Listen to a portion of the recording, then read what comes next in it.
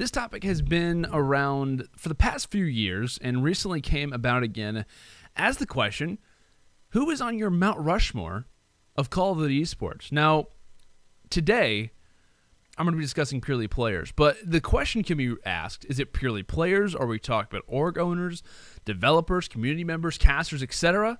But to make it easy, I'm going to purely give my Mount Rushmore, essentially, based off of players alone. And for those who are asking, which hopefully it isn't many of you, what is Mount Rushmore? What does it mean? First of all, if you don't live in the United States, I understand. However, if you do live in the U.S. and have no idea what it is, then what is wrong with you? Right? Learn your history. Go outside. Take a walk. I don't know. But Mount Rushmore is obviously a huge memorial sculpture, rather, carved into the side of the mountains in South Dakota. The significance, of course, is that the sculpture has faces carved into the side of a mountain, which have faces like George Washington, Thomas Jefferson, Theodore Roosevelt, and Abraham Lincoln. Yes, I had to look at those, but at least I know what it is. I know the whole portion of it. And yeah, so essentially those are four people who kind of shaped the United States as a whole, and there you have it. There's your history lesson for today. Anyway, I hope that you obviously knew all that information, or at least most of it. Beginning on to my Mount Rushmore for Call of Duty Esports, regarding solely players, I'm going to be giving my four who I think have shaped Call of Duty in multitudes of different ways, not purely based off of, hey, this guy's just really good at shooting his gun. Like, it's based off a lot of different aspects, which we're going to be talking about my top four in this same aspect. So, first, we got to start off with the Codfather himself, Mr. Rambo. He taught everyone how to play the game, essentially. The reason why he is on my list is because he taught everyone how to play the game. Everyone gets asked, who is your Codfather? That's like obviously a common term. Who is the guy who taught you how to play Call of Duty? And almost every pro, like your JCaps, whoever you really want to listen out there, the guys who've been playing for years, the veterans of the scene today, always say, or almost every answer, is Rambo. If it wasn't for Rambo, we may not have seen the players we see today on top. We may not consider legends that we do today legends if it wasn't for him. Arguably, the matches that we see today, the rivalries we see today, may have never been a thing if it wasn't for Rambo. Rambo helped raise Call of Duty's biggest organization in its history in Optic Gaming back in Black Ops 1, where one of the first dominant runs were formed. He's also an 8-time major champion, too, like just to add on to his overall persona. And if it wasn't for Rambo, Optic Gaming may not have even found success and could have honestly gotten off to a slower start, losing their edge, because we talk about their momentum heading into Black Ops 2, their momentum after MW3, after Black Ops 1, whatever you really want to kind of credit it to. If it wasn't for Rambo in the early stages of just Optic Gaming itself, teaching players how to play, helping that team grow, you could argue that any four of those guys in one of the original first teams back in Black Ops 1, any of them helped shape Optic, and Rambo is exactly alike, along with the incredible title that he already possesses as being everyone's Godfather. One thing that I also like about Rambo is that he is regarded as one of the smartest players in Call of Duty history. I mean, you just look at his overall play. He wasn't known for based off of pure gun skill. It was based off of outsmarting opponents, which I think really caters to how myself and many others consider the mental game of Call of Duty to be such a huge factor in a number of different matches. Rambo absolutely embodies that. He embodies the idea of being there from the start. He can kind of be your George Washington, essentially, as being one of the first guys who taught everyone how to play the game. He talked about the mental game. That was what he was good at. And it really kind of set the tone for a lot of other players. And probably if it wasn't for him, we might not even be here right now. We might not even be having major tournaments like this if it wasn't for Rambo, if he didn't bring up the scene the way that he did. So next, we have on my Mount Rushmore, joining alongside Rambo, is Karma. Karma is on my list for a multitude of reasons. However, the main has to be based off of his achievements. The way that he really separates himself is the fact that he currently is the only person to hold 3 world championships in Black Ops 2 under Impact, in Ghosts under Complexity, and in Infinite Warfare under Optic Gaming. He also holds 23 major championships, like I said, including his 3 world titles.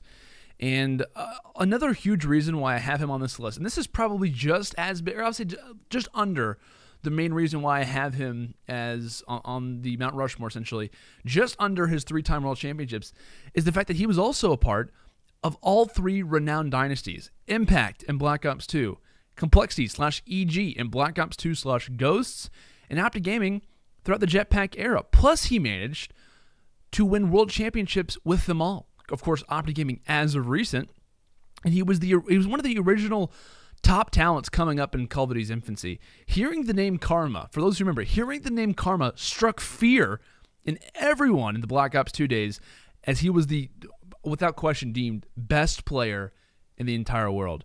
There's a reason why each dynasty originally, who started off without him, right? You talk about the teams, Cole/EG, which we're talking about complexity at this time.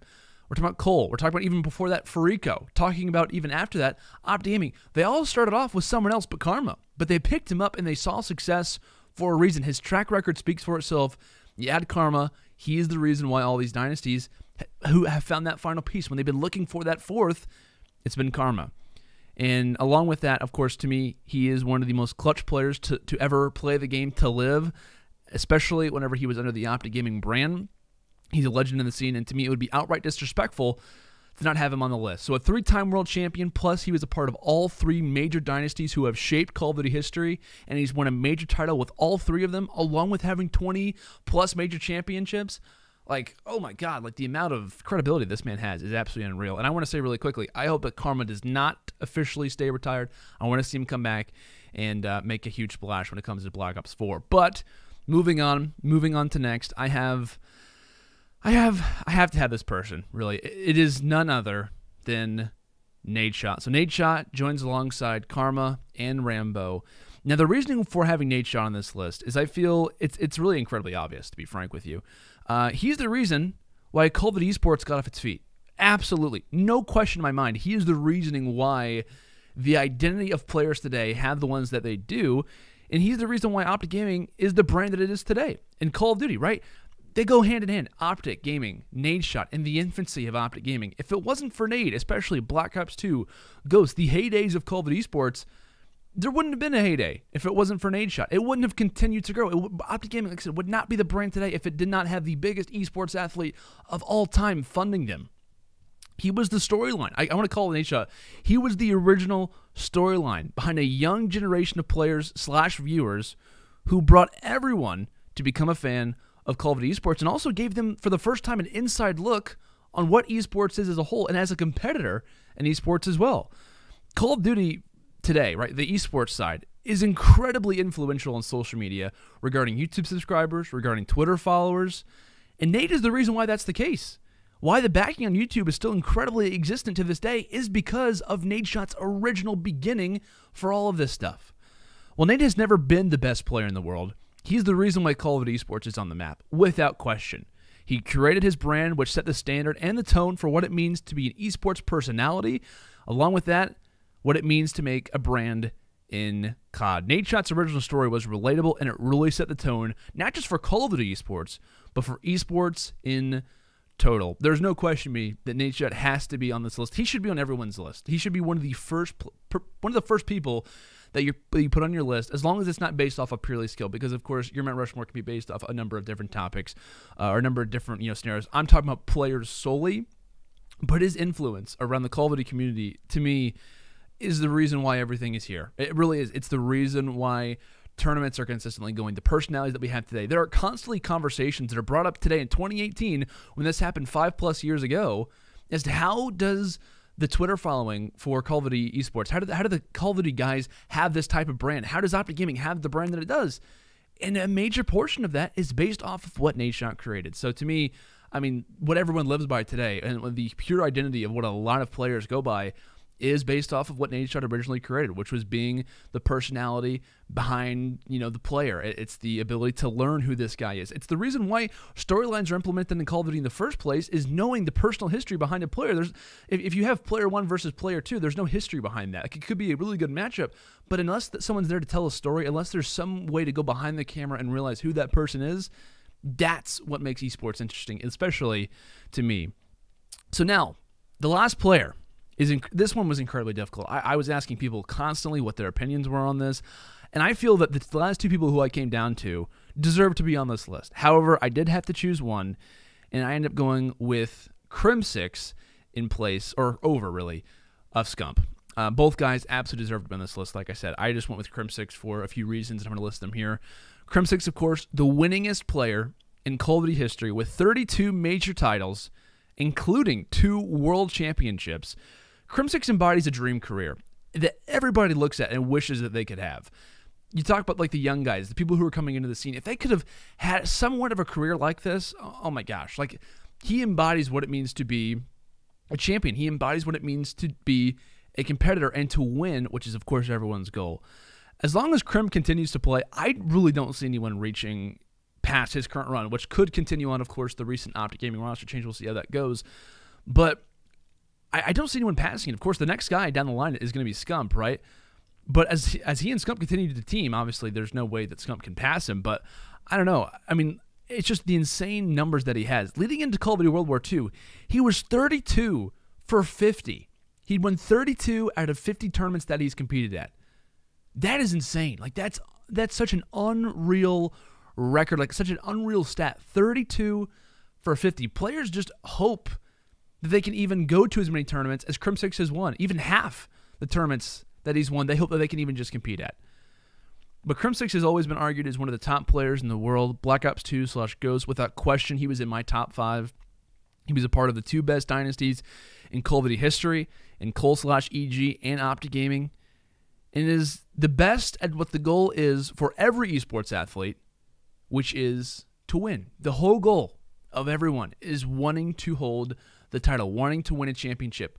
And the fact that he's the most winningest player in Call of Duty history, he's done what everyone sets out to do, what everything you got to combine with, the gun skill, the knowledge, everything mixed into one is all for one goal, and that's to win. And Crimsix has done that the most amount of times.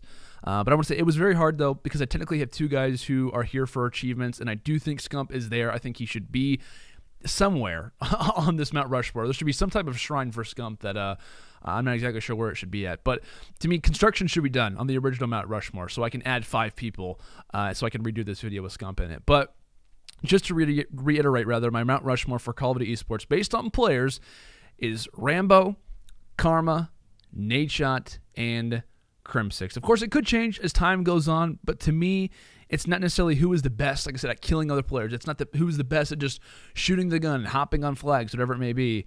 It's about who has the most impact, who had the most impact, and in their own way has dominated and is at the best at one core component of what it means to be a competitor in Call of Duty Esports.